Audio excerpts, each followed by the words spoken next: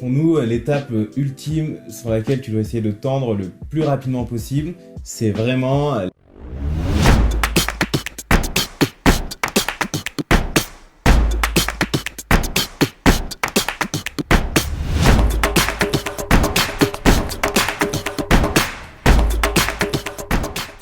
Hello! Alors aujourd'hui on va répondre à une question qui revient souvent quand on se lance en tant que freelance, ça va être comment trouver des clients. Et vu qu'on parle beaucoup de digital nomadisme, surtout on va être sur le penchant comment trouver des clients à distance. Nous là actuellement ça va faire 5 mois qu'on s'est lancé en tant que freelance, donc on est encore considérés comme des bébés freelance. Avant en fait on était en train de se former sur les métiers qu'on voulait faire et aussi de lancer le média Nomad Pass. Donc même si on vient juste de se lancer dans le freelancing, on a identifié 3 manières pour toi de trouver des clients.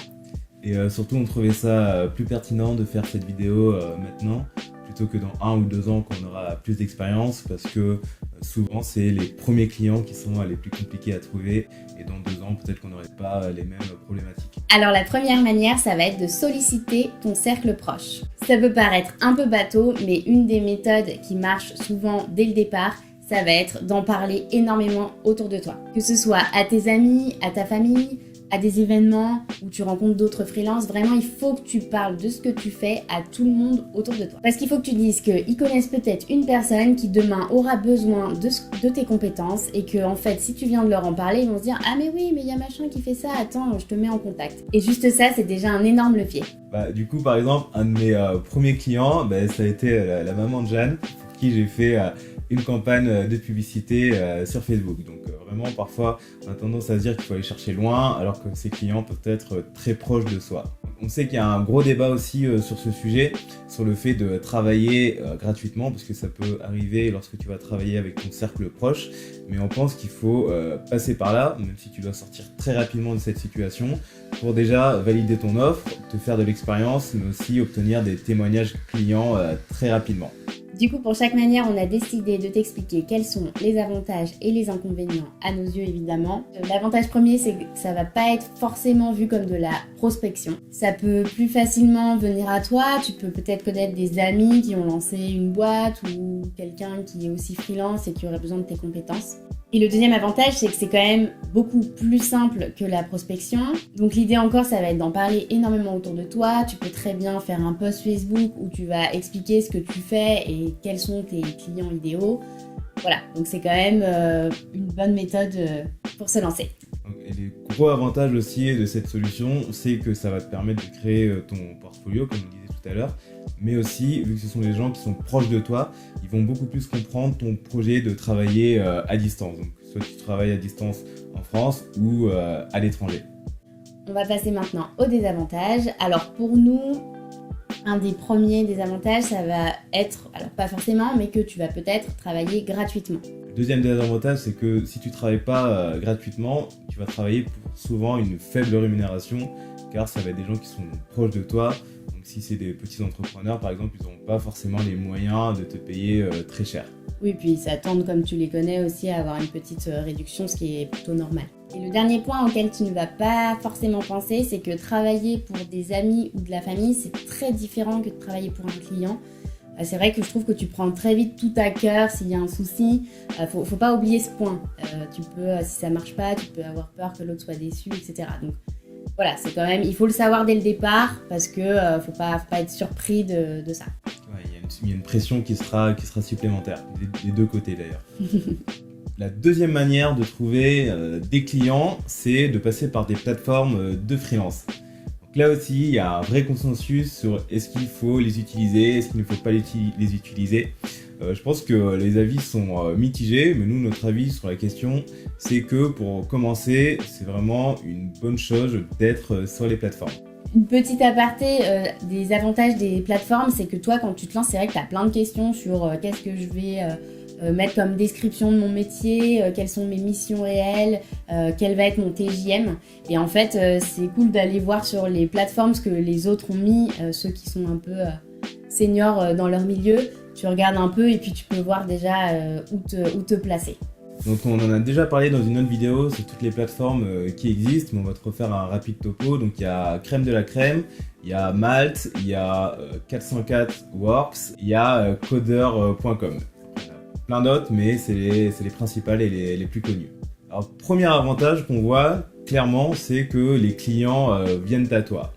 Pour ceux qui n'aiment pas la prospection, c'est vraiment l'idéal car tu fais ton profil. Si tu arrives à vraiment bien l'optimiser, les clients vont venir et ce ne sera pas l'inverse. Le deuxième avantage, ça va être que les paiements sont sécurisés via la plateforme, donc tu n'auras pas de surprise de ce côté-là, ton client sera obligé de te payer, parce que c'est quand même un des gros soucis souvent du freelancing, c'est que les paiements parfois arrivent 6 mois après. Là, je crois que c'est vraiment cadré.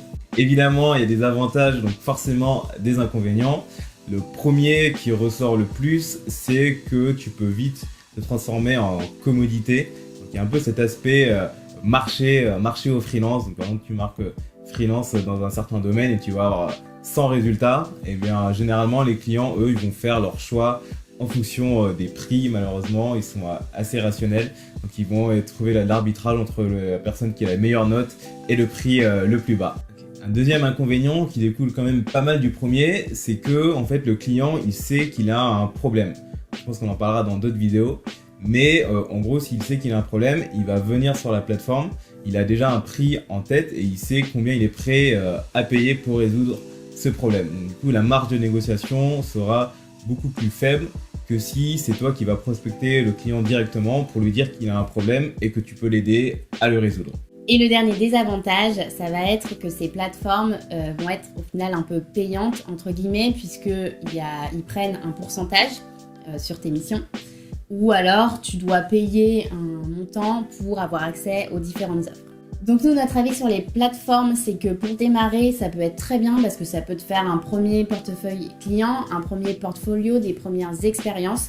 Donc en effet, si tu n'as pas de clients ou que tu es en doute ou que tu stresses, c'est quand même une bonne première méthode d'acquisition de clients. Après, l'idée, c'est vraiment de sortir le plus rapidement possible de ça parce que tu n'es vraiment pas libre, entre guillemets, de ce que tu fais et de ce que tu vas proposer à tes clients. En effet, ce sont les clients qui vont imposer leurs conditions, comme par exemple être présent sur place. Donc toi, si tu es nomade à l'étranger, à l'autre bout du monde, ça va vite être compliqué et tu vas devoir refuser ces missions-là. Et pour terminer, pour nous, l'étape ultime sur laquelle tu dois essayer de tendre le plus rapidement possible, c'est vraiment la prospection et le personal branding. Donc pour les deux premières méthodes dont on a parlé, en fait, le souci, entre guillemets, c'est que tu es passif. Tu attends que les clients viennent à toi. Tandis que pour cette troisième méthode, c'est toi qui vas être vraiment actif pour aller chercher tes clients. Petit aparté, juste pour dire que le personal branding consiste à créer une marque personnelle en créant en fait du contenu. Donc moi, par exemple, toutes les semaines, j'essaye d'écrire un post sur LinkedIn, sur ce que je fais, donc sur la publicité Facebook, pour que à terme, mon nom, le nom Ludovic Fouchant, soit attribué au Facebook Ads. Donc c'est un peu ça, créer ta marque en fonction de ce que tu fais pour pouvoir être associé directement et que l'on pense à toi sur ces sujets. L'avantage, c'est que ça va vraiment aider à te faire connaître. Donc le premier avantage que l'on voit à ces deux méthodes, donc à la prospection et au personal branding, c'est que tu es vraiment actif. Donc on l'a déjà dit, mais ça va vraiment dépendre du nombre de personnes que tu vas pouvoir contacter. Par exemple, en prospection, si tu en contactes 5 par jour ou 20 par jour, tu auras des résultats qui seront différents. C'est vraiment le niveau d'action que tu mets dans cette tâche qui va impacter tes résultats. Donc, pareil pour le personal branding, il y a des gens qui arrivent à poster une vidéo par jour sur LinkedIn, c'est vraiment admirable. Mais déjà, essayer de te contenter par un post ou une vidéo par semaine, ce sera déjà très bien. Le deuxième avantage, ça va être que tu maîtrises beaucoup plus ton acquisition client. Puisque si une personne te contacte, c'est soit qu'elle a vu tes contenus et que donc elle a besoin de tes services et de ton offre, ou alors c'est que tu as réussi à le convaincre qu'il avait un problème. Donc c'est vraiment différent des plateformes comme Malt où là c'est le client qui vient à toi avec son problème. Toi au moins t'as recherché ton client idéal. Le premier inconvénient, c'est évidemment que ça prend du temps. Après, nous, on est persuadé que le freelancing, c'est du long terme. Donc, c'est normal, il faut être prêt à le faire. Mais quand tu vas créer ta marque personnelle, eh bien, tu vas peut-être poster pendant 3-4 mois, il va rien se passer. Et c'est le 5e mois que tu auras des résultats. Pareil pour la prospection, et surtout tu vas t'améliorer de jour en jour. Tes premiers mails vont être tout pourris, mais au bout de 3-4 mois, là tu seras plus convaincant et tu auras plus de traction sur ta prospection. Deuxième inconvénient, il y a pas mal de personnes qui n'aiment pas forcément prospecter. C'est vrai que ça peut prendre vite du temps et parfois ça met un peu du temps à aussi avoir des résultats. Pour certaines personnes, c'est compliqué d'essayer de se vendre. Mais nous, on pense quand même que c'est hyper important. Et typiquement pour la prospection, on peut avoir l'impression souvent de déranger, d'avoir le syndrome de l'imposteur. Et moi, j'ai déjà envoyé des mails à des personnes qui m'ont dit mais arrêtez de m'envoyer des mails. Donc ça, il faut être prêt à encaisser. Il faut se dire que déjà, un, c'est pas personnel. Et de deux, en fait, tout le monde ne veut pas vos services. Donc peut-être que sur 100 personnes que vous allez contacter, au final, vous allez avoir 2, 3, 4, une dizaine de personnes qui seront intéressées. Donc pour les 3 méthodes qu'on a énumérées, ce qui est cool, c'est que tu peux faire ces 3 méthodes à distance et on en a fait le test pendant nos 7 mois en Asie. Typiquement pour prospecter, tu envoies juste des mails, donc tu peux le faire de n'importe où. Et pareil pour faire des posts sur LinkedIn, là aussi tu peux faire tout ça à distance. Donc on a créé nos marques personnelles pendant qu'on était à distance. Et après quand tu as des rendez-vous, tu peux les faire avec Skype. Et là aussi il faut être en mesure de proposer une offre très bonne qui va répondre vraiment à une problématique de ton client. Pour là pouvoir imposer tes conditions et faire accepter le fait de travailler à distance. Voilà, c'était notre vidéo sur comment trouver des clients à distance. Si toi tu utilises d'autres méthodes, on serait ravis de les connaître. Laisse-nous un commentaire.